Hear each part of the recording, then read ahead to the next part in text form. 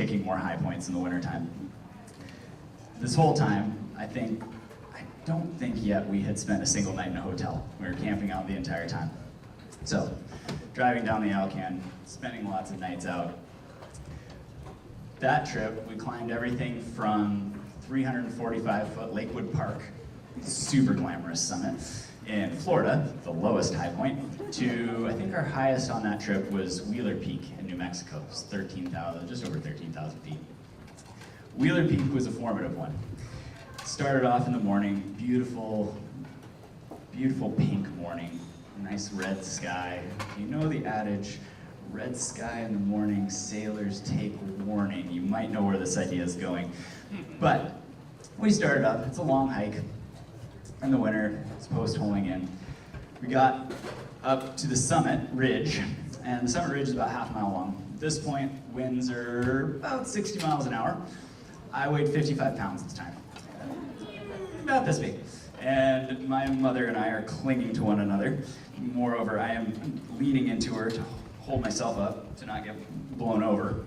She was under the impression that I was going to blow away, which you can imagine what that does to a mother who thinks their child is about to fly off of a mountain. A little bit of stress happening.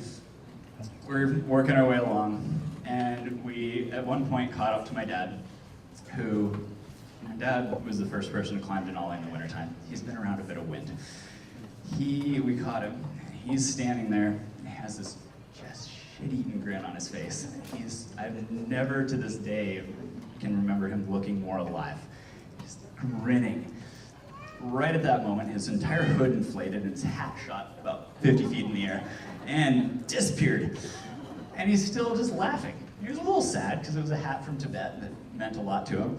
But it was one of those moments that you watch, you're like, this guy could be super freaked out, super scared, take a lot away from it, or you can smile, you can laugh, you can acknowledge that nothing is going to change the situation you're in, you have to roll with it. So we rolled with it. We crawled literally to the summit because I couldn't stand up in the wind, tagged the summit.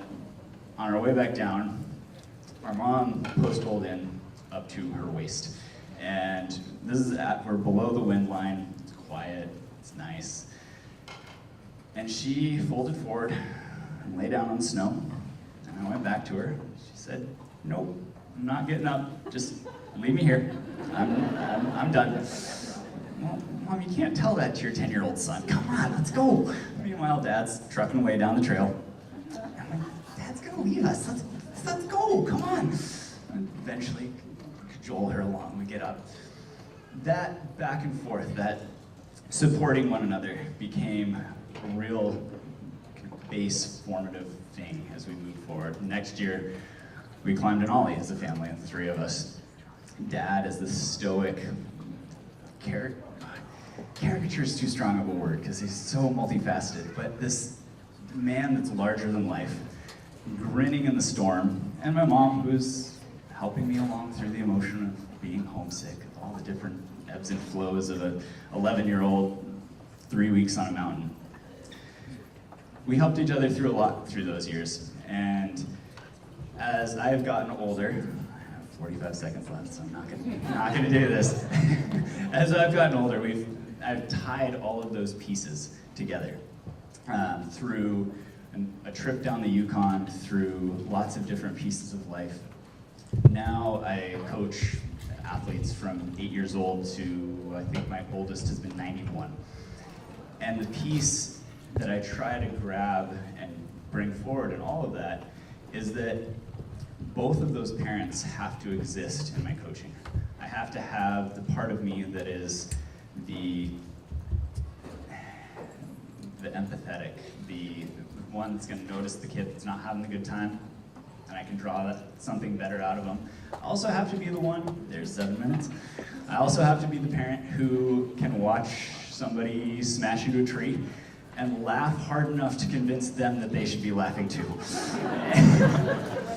And within all of that, I get to bring both my parents into my work, into my life, and hopefully share that with generations to come, be they 8 years old or 85. So that's my story.